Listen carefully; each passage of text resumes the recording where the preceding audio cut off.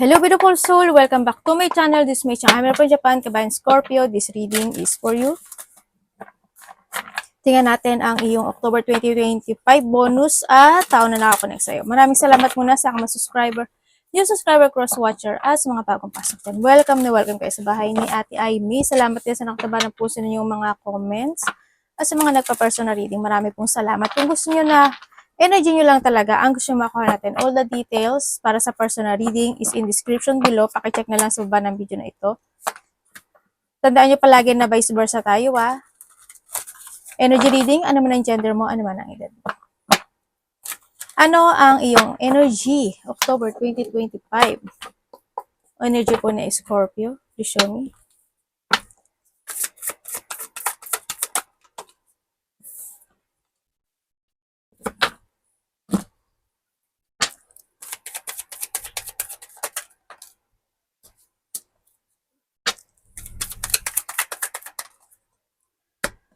Scorpio, ang energy mo, energy mo by this October, ang nakikita ko sa'yo dito, medyo you're stuck, no? Yan, you're feeling stuck. May mga bagay pa talaga na parang hindi pa totally na-clear, hindi pa nare-resolbahan, or maybe you're stuck, stagnant ka, nakakaramdam ka ng pagka-boring, ganyan. Nakakaramdam ka minsan, iba sa inyo, maaring tatamarin. Ayun. And then also, it's more stagnant ang nakikita ko sa'yo dito, no? Stagnant situation. So, nararamdaman mo, may konting sad. Siyempre, may mga sadness situation ako nakikita sa'yo. May mga, battle thought ka na iisipin. Parang marami kang isipin, maraming gugulo sa isipan mo, maraming papasok sa isip mo, ganyan. No? And then also, ang nakikita ko rin dito, have faith lang, ang sinasabi dito, no? Have faith lang. Basta as long as you are more on focusing. Baka maging impatient ka rin Yan. Medyo maging patient ka, no? Kasi dito is impatient ito, nakikita ko dito. May mga point kasi na hindi ka magiging practical din by this October. Kaya medyo you need to value something in your life, no? Pwedeng sa pagkain, pwedeng sa iniinom, or pwedeng maging pasaway ka, pwede rin sa, halimbawa sa pera, diba? Kumbaga, may mga bagay na hindi mo pag-iisipan at gusto mong bilhin at gusto mong ganun, ganyan, ganun. Ganito. Diba? Mag-ingat ka pa rin. No? Magiging irresponsible yung iba sa inyo. Pwede rin na mahahata kayo na nakaraan. Pwede rin na kung baga andun yung mahahata kayo nakaraan, pwedeng andun yung sitwasyon na same pattern or same routine ang ginagawa mo. Kung ano-kanong nakaraang mga buwan, nakaraang linggo, by the October, magiging ganun ka pa rin. Medyo iwasan mo para mas maging maganda yung takbo, no, ng iyong situation. Tingnan natin ang parating sa'yo. Anong parating kay Scorpio? Parating kay Scorpio, October 2025.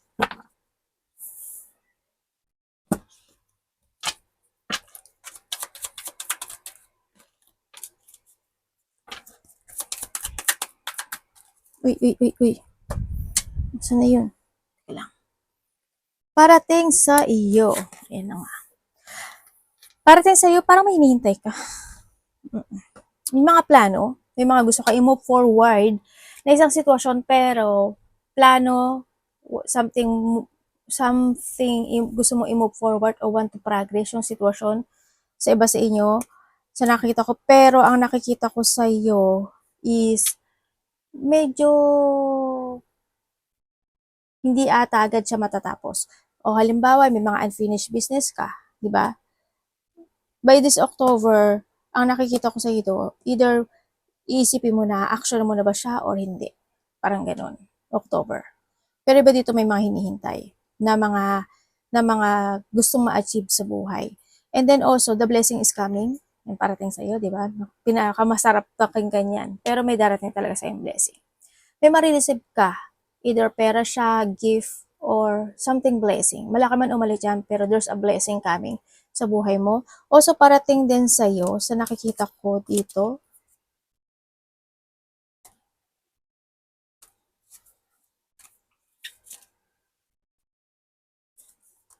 Uy, may mag-o-offer sa'yo, oh.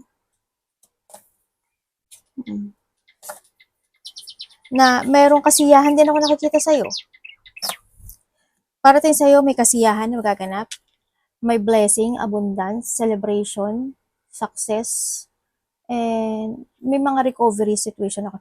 Also, the bad things lang ang parating sa'yo, may tao na i-judge ka.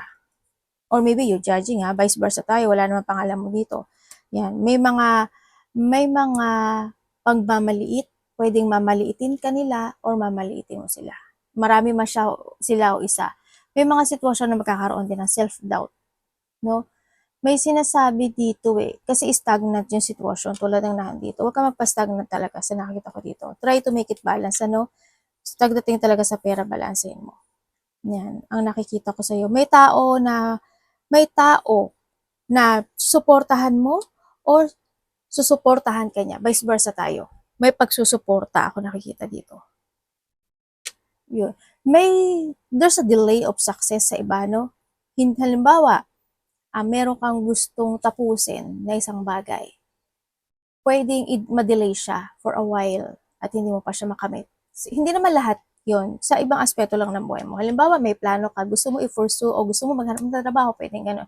Madi-delay yon. Pwedeng hindi ka makahanap ng trabaho by this October kasi i-delay mo muna siya, maaaring by November ka na lang maghahanap, pwedeng gano'n. Example ko lang yun may mga pagpaplano na pwede mong i-delay for a while. Yun na nakikita ko dito. Mayroong ako nakikita na may something kulang sa iyo. Ako nakikita, may something kulang. Pwedeng kulang ka sa pera. Maaring iba sa inyo may business kayo, no? Pwedeng yung business nyo is hindi talaga gano'n na nag-fulfill o hindi gano'n nagsasucess, pero may blessing. Diba? Ibig sabihin, yung pera man yan or business, malaki o maliit, ibig sabihin, kahit nagde-delay siya, ibig sabihin, nagkakaroon pa rin siya ng progressing. Diba? Blessing pa rin yun. Tingnan natin ang dapat mong iwasan. Dapat iwasan ni Scorpio.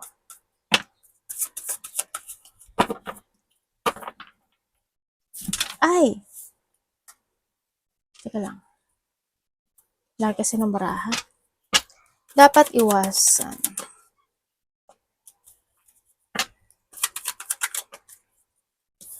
Okay, iwasan. Dapat mong iwasan. Batong card na to. Teka nga, alisin ko nga to. Yan natin ito. Ang laki kasi na tong card na to Diba? Halata, diba? Sa fake. Laki talaga niya. Almost 2 nga yan Diba ganyan Diba? Dalawa. Kulang pa nga Okay, ang dapat mong iwasan. Iwasan mo yung mapanghinaan ka ng loob. Mag-doubt ka sa sarili mo, iwasan mo yun. Iwasan mo yung ma-manipulate ka ng situation. Halimbawa, ang sad mo, buong linggo ka ng sad, ganyan.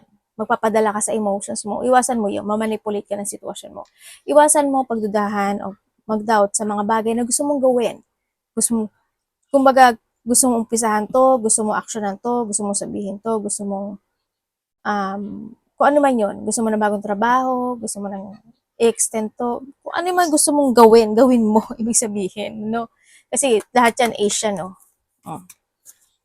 di ba? Ace. Magician. Nasa sayo na lahat. Di ba? Kasi kung tutuusin, nasa sayo na lahat. You will become successful. Huwag ka lang mawawala ng pag-asa. Huwag ka lang mapanghinaan ng loob. Kasi you will become successful. Hindi, diba sabi ko sa'yo, hindi man siya ngayon ibibigay sa'yo ng universe kasi nakakaroon ng progressing, maniwala ka lang sa kanya because there's a progressing coming o ginagawa siya na progreso sa'yo, makakamit mo siya. Yan. Iwasan mo syempre illusion ka lang ng illusion pero without action at walang focusing at hindi ka hindi ka nag-create talaga, di ba? Huwag ka lang, iwasan mo yung maghintay ka lang na wala kang gagawin. Kumbaga, naghihintay ka lang na mahulog yung bunga. at hindi mo siya susungkitin, ay babaksak yung bulok na, nangat-ngat na ng ng ibon or sino mang mushi sa taas, di ba? Yun. Yun ang palagi mo, iwasan mo yun, Iwasan mo, syempre, yung magkaroon ka ng limitation when it comes sa sarili mo. Kasi, sabi ko nga sa'yo, kaya mong gawing posible yung imposible. Kayang-kaya mo. As in, kayang-kaya mo. Sa lahat ng aspeto ng buhay mo. You have a power. Kaya mong baguhin yung buhay mo. With your own. And then, syempre, iwasan mo yung mga taong manglilinglang. Lilinglangin ka, dadayain ka, yung nagpapanggap na kaibigan mo sila, pero yung, alam mo yung kasi minsan sa kabila ng saya ng lahat, halimbawa may kaibigan ka, sa kabila ng saya ng tawa nila, pero pag nakatalikod ka, kung ano na yung sinasabi nila sa'yo, makiramdam ka. Hanggat maaari, wag ka nalang magkwento ng buhay mo o magkwento na kung ano-ano sa kanila. Kasi, at the end, ikaw yung masisiraan nila. Huwag ka agad magtiwala. Ibig sabihin. Tingnan natin ang money mo. Huwag ka magpaninglang. Huwag ka magbigay ng mga information na hindi kailangan kasi pwede kang maloko.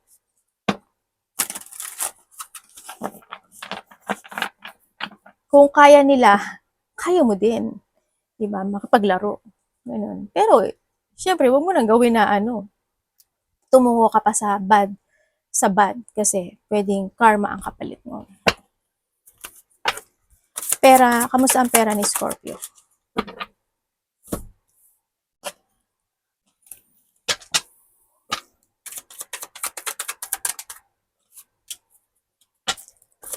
Puro page siya. When it comes sa money mo, sabi natin itong malaking card. When it comes sa money mo, syempre ang money mo medyo hindi maganda, no? Sa nakikita ko dito. Yung money mo, hindi siya gaano maganda. Kasi, there's a bad news. Bad news siya kasi siguro hindi mo siya na-handle maigi. Or hindi mo siya na-organize. Pwedeng ganun, no? Or kumaga, hindi mo siya napaprogress in a way na lalago siya. No? Tulad nga ng sabi ko kanina, di ba? Baka mas marami kang inilalabas na dan pumapasok. Halimbawa, may pumasok na pera, ginagastos mo na kaagad yun. Medyo maging patient ka muna. Di ba? Sabi ko sa'yo, you need to patient, di ba? Kumbaga, pagdating din sa pera mo, hindi ko pa nakikita, is more on frustration, this is a trap, no?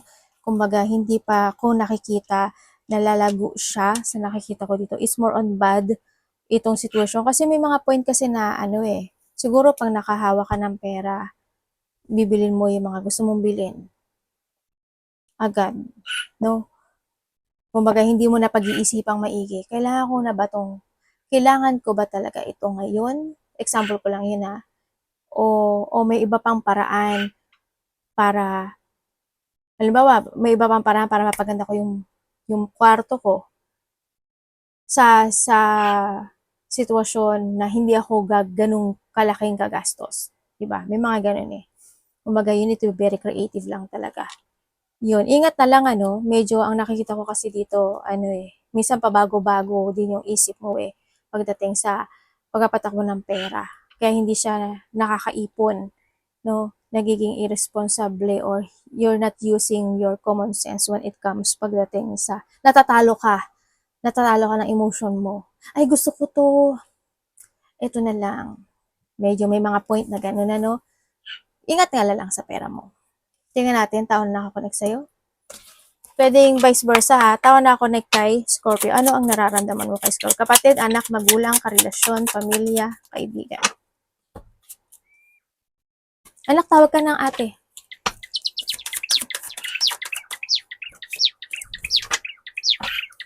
Anong nararamdaman mo kay Scorpio? Sa iba dito, kaibigan to. Kaibigan, kapatid. Pwede yan. No?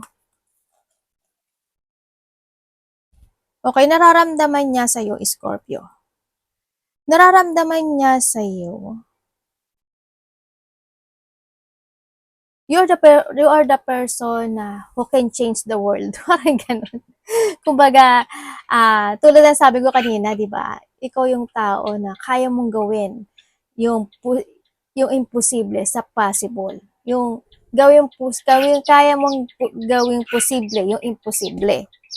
Yun ang sabi niya dito. You're a person na very supportive, loving, masayahin ka raw, no? You always joy, happy, marunong ka makisama, kumbaga, ano? Kumbaga very supportive ka nga eh. Ikaw nga daw yung tao na, alam mo yun yung kahit sa pera, kapag may pera ka, magbibigay ka.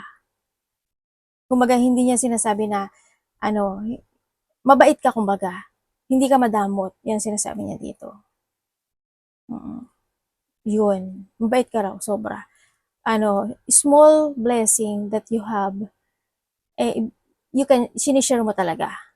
Yan. You're sharing your blessing, you're sharing your joy, you're sharing your creativity, you're sharing your love and support with someone. You're a person daw na ganun. O, di ba? Ang ganda na sinabi niya sa'yo. Parang handito ka na sa sitwasyon na kumpleto ka. Kumbaga sa sinigang o sa ricado, kumpletong ricado ka para sa kanya. Ganda. Yung nararamdaman sa'yo. Ano ka man hiwalay ka man o magkasama kayo. Anong intention mo kay Scorpio?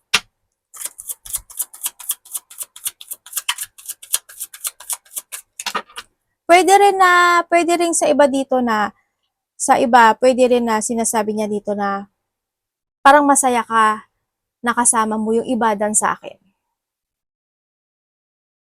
Ganun. Sa iba, ganun. Halimbawa, mas nakikita kong masaya kapag kasama mo yung mga kaibigan mo, barkada mo, ganyan, kapatid mo, ganyan. Kung ano man yan. Tingnan natin intention niya sa'yo. Ano intention mo kay Scorpio? Kasi hati yung message. Ano ang intention?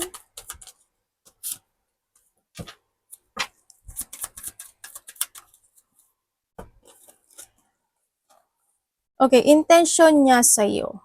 Intention niya sa'yo,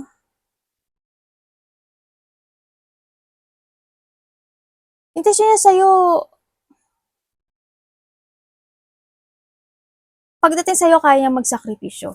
Kahit ano. Yun ang sabi niya dito. Pipilitin niya balansehin yung relationship na to. No? Yan, intention niya sa'yo is, kumbaga magiging siya, responsible. Kumbaga, kung may problema ka, pwede mong sabihin sa kanya. Kung kaya ko, bubuhatin ko rin. Ganon. Intention niya sa'yo, hintayin ka niya eh. Kung magkahiwalay kayo nitong tao na to, itong tao na to, nahando siya sa point na back and forth yung action niya kasi gusto kanya kausapin. Yun na, natatakot lang kasi siya na baka i-reject mo siya kung babalik siya sa'yo. Vice versa. Yung intention niya sa'yo is hihintayin kita. Gusto ko ng union, gusto ko ng partnership, gusto ko ng connection, or gusto ko ng commitment sa'yo, sabi niya. Gusto niya uli ng pagbabalikan. Sa mga magkarelasyon naman dyan, andito lang ako, sabi niya gano'n. Maghihintay ako. Or maybe this is you, ha? Yun. Magsasakripisyo ako dito sa relationship na to, magiging patient ako, ganyan. Mahirap man, kumbaga, for better, for worse, parang gano'n. Mahirap man, o may mga pinagdadaanan man tayong sa relasyon na to, I will sacrifice. Because I love you. Tingnan natin ang action niya sa'yo. Anong action mo kay Scorpio? Or vice versa tayo,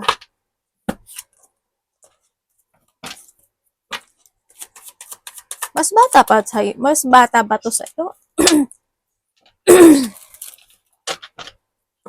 Action niya sa'yo. Action niya sa'yo sa makakahiwalay is, give me one more chance, sabi niya ganun.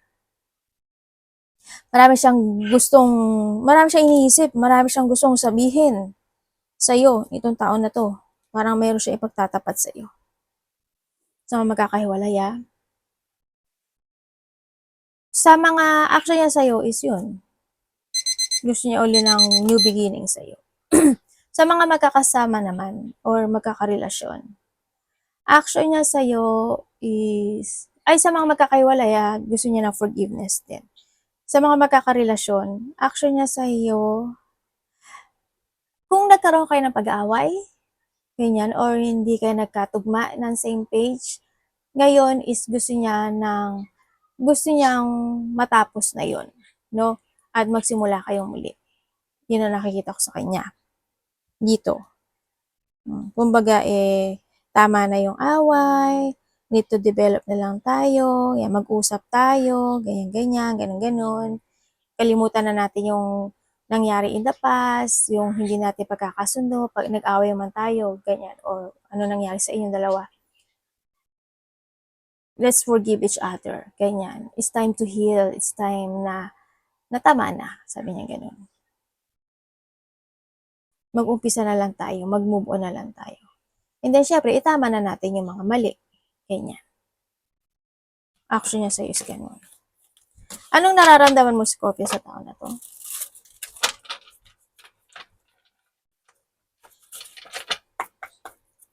Nararamdaman ni Scorpio, vice versa tayo.